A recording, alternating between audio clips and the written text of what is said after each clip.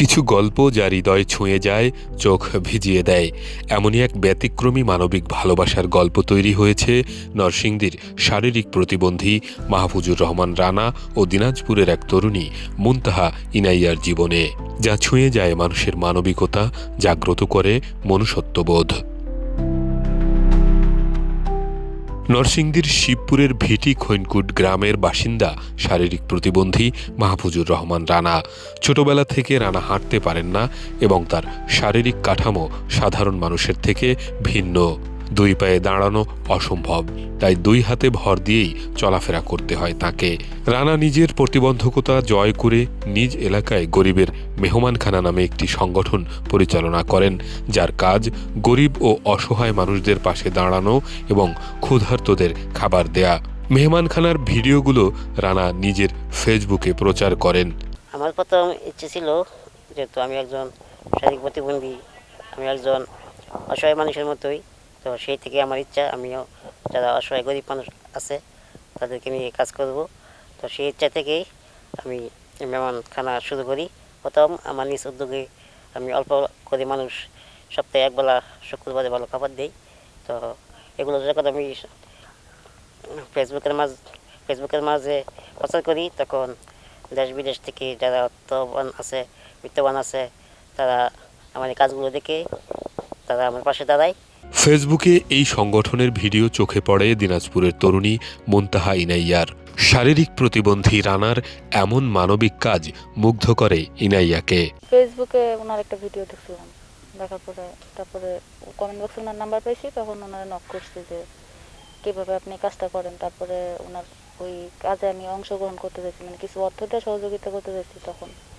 তারপরে আস্তে আস্তে কথা বলতে বলতে তার জীবনযাপন সম্পর্কে আমার জানার একটা আগ্রহ তৈরি হয়, তখন আস্তে আস্তে তার সাথে আমার একটা সুন্দর সম্পর্ক তৈরি হয়। রানা ও ইনাইয়ার ভালোবাসা শুধু কথাই সীমাবদ্ধ নয়, জীবনের প্রতিটি মুহূর্তে আছে একে অপরের প্রতি যত্ন।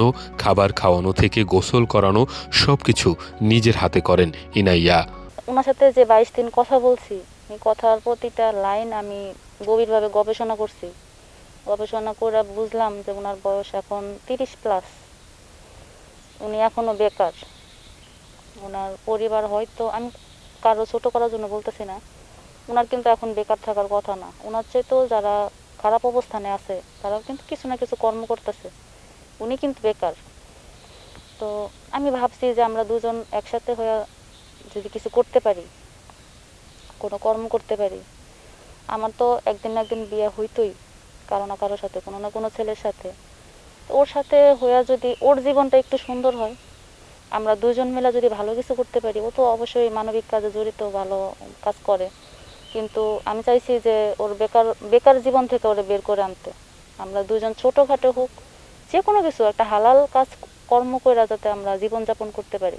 এক্সট্রিম মশার কয়েল প্ল্যান্ট ফাইবার দিয়ে তৈরি, ডেঙ্গু, চিকুনগুনিয়া বাহি সহ যে কোনো মশার বিরুদ্ধে দেয় এক্সট্রিম সুরক্ষা। রানার ইচ্ছে স্ত্রীকে নিয়ে একটি খামার গড়ে তোলার, হালাল উপার্জনের সংসার চালানোই তার একমাত্র স্বপ্ন।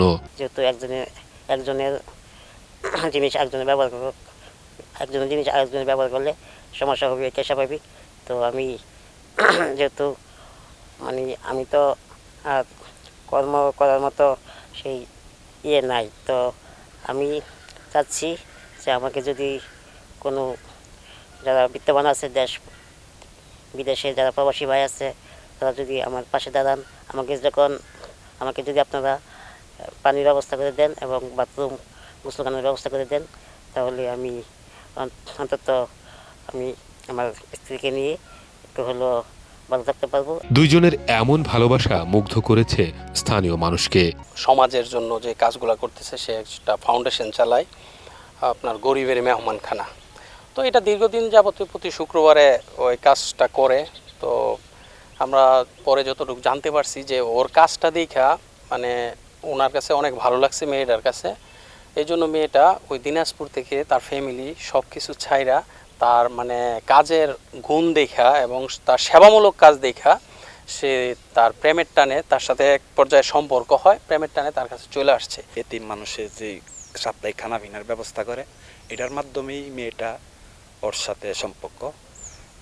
এরপর এরে দেখা যে মেয়ে আসছে আজকে প্রায় 6-7 মাস ধরে ওর সাথে আছে, সংসার করতেছে, এটা আমি এবং আমার এলাকার তরফ থেকে মেয়ের অসংখ্য ধন্যবাদ। তবে আমারও এটাই কথা থাকবো, এই মেয়ে যাতে আজীবন এর পাশে থাকে। এখন হয়তো হ্যার টাকা পয়সা থাকুক না থাকুক, হ্যার পাশে যদি মেয়ে থাকে হ্যাঁ সামনে আরও আগায় যেতে পারবো।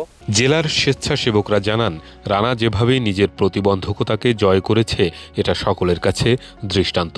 তাকে অর্থনৈতিকভাবে স্বাবলম্বী ও পারিবারিকভাবে সচ্ছল রাখতে কাজ করবে কেন্দ্রীয় স্বেচ্ছাসেবী ফোরাম। যে মানুষ শারীরিকভাবে কিছু অক্ষমতা থাকলেও যদি মস্তিষ্কের দিক থেকে, চিন্তা বুদ্ধি মেধার দিক থেকে যদি সম্পূর্ণভাবে একজন সুস্থ মানুষ হন, তাহলে সে বিছানায় থেকেও কিন্তু এই সমাজের জন্য, জাতির জন্য, মানুষের জন্য, দারিদ্র্যের জন্য, দরিদ্রের জন্য, বিপদগামীর জন্য অনেক কিছু করার পথ রয়েছে।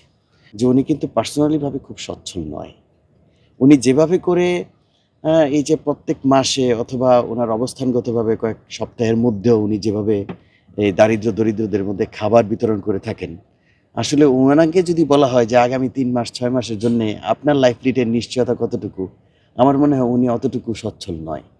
তো আমরা যারা সচ্ছল প্ল্যাটফর্ম থেকে নরসিংদীতে কেন্দ্রীয় স্বেচ্ছাসেবী ফোরাম কাজ করছি, আমাদের নজরে উনিও পড়েছেন। আমরা ওনাদেরকে নিয়ে একটু ভাবছি যে ওনার লাইফটা যেন সবসময় সচ্ছল থাকে, সেটা নিয়ে আমরা কাজ করার একটা প্ল্যান নিয়েছি। ফেসবুকের কমেন্ট থেকে নম্বর নেওয়া, ফোনে কথা আর বিশ্বাসের বাঁধনে জোড়া লাগা দুটি জীবন। রানা আর ইনাইয়ার এই মানবিক ভালোবাসা মনে করিয়ে দেয় সত্যিকারের ভালোবাসা এখনও বেঁচে আছে মানুষের হৃদয়ে।